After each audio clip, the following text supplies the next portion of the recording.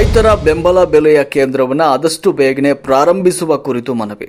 ಕರ್ನಾಟಕ ಜನಪರ ಅಭಿವೃದ್ಧಿ ವೇದಿಕೆ ರೋಣ ಇವರ ವತಿಯಿಂದ ರೋಣ ತಾಲೂಕು ಎಪಿಎಂಸಿಯಲ್ಲಿ ಆದಷ್ಟು ಬೇಗನೆ ರೈತರ ಬೆಂಬಲ ಬೆಲೆಯ ಕೇಂದ್ರವನ್ನು ಚಾಲ್ತಿಗೊಳಿಸಬೇಕು ಅಂತ ಕರ್ನಾಟಕ ಜನಪರ ಅಭಿವೃದ್ಧಿ ವೇದಿಕೆ ರೋಣ ವತಿಯಿಂದ ಮನವಿಯನ್ನ ತಹಶೀಲ್ದಾರರವರಿಗೆ ಸಲ್ಲಿಸಲಾಯಿತು. ರೋಣ ತಾಲೂಕಿನ ಎಲ್ಲ ರೈತರ ಬೆಳೆಗಳು ಕಟಾವು ಮಾಡಿ ಸುಮಾರು 15ರಿಂದ 20 ದಿನಗಳು ಕಳೆದಿವೆ.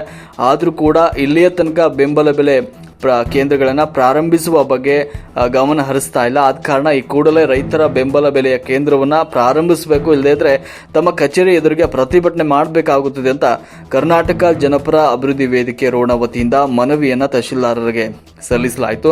ಕನಿಷ್ಠ ಬೆಂಬಲ ಬೆಲೆಗಳು ಸರ್ಕಾರದಿಂದ ಕೃಷಿ ಉತ್ಪನ್ನಗಳಿಗೆ ನೀಡುವ ಒಂದು ಖಾತರಿಯ ಬೆಲೆಯಾಗಿದೆ. ರೈತರಿಗೆ ಉಂಟಾಗುವ ಮಾರಾಟ ಯಾತನೆಯನ್ನು ಸರಿಪಡಿಸುವುದು ಮತ್ತು ಸಾರ್ವಜನಿಕ ವಿತರಣೆಗಾಗಿ ಆಹಾರ ಧಾನ್ಯಗಳನ್ನು ಸಂಗ್ರಹಿಸುವುದು ಇದರ ಪ್ರಮುಖ ಉದ್ದೇಶಗಳಾಗಿವೆ.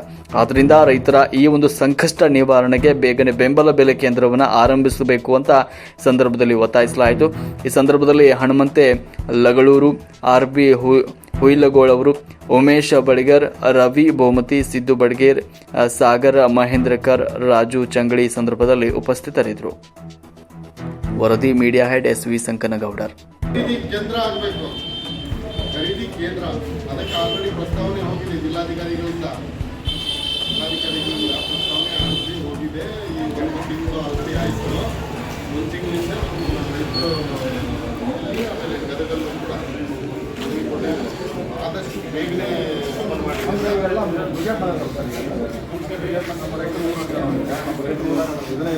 ಆಲ್ರೆಡಿ ಮನವಿಯನ್ನು ಸರ್ಕಾರದ ಮಟ್ಟಕ್ಕೆ ಹೋಗಿದೆ. ಅಲ್ಲಿಂದ ಬಂದ ತಕ್ಷಣವೇ ಇವತ್ತು ಬಂತಂದ್ರೆ ಮಾಡಿದಿಂದ ಖರೀದಿ ಕೇಂದ್ರ ಸ್ಟಾರ್ಟ್ ನನ್ನ ಹಂತದಲ್ಲಿ ಆಗೋದಲ್ಲ. ನನ್ನ ಹಂತದ್ದು ಏನಾಗೋದು ತಾವು ಅರ್ಜಿ ಕೊಡ್ತೀವಿ. ಈ ಅರ್ಜಿ ತಗೊಂಡು ನಾನು ಜಿಲ್ಲಾಧಿಕಾರಿಗಳ ಮುಖಾಂತರ ಸರ್ಕಾರಕ್ಕೆ ಕಳಿಸೋದು.